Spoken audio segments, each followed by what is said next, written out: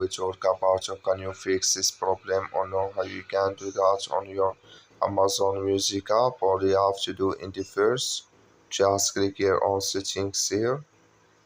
So then it's going to take you to this list. It's going to show for you like this here. You're scrolling down here until you will find your apps, click on it. It's going to take you to this list until you're looking for Amazon Music app, or just click on search.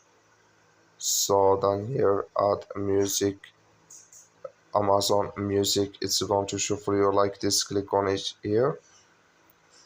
So then it's going to take you to this list. Click on for stop. Click on OK.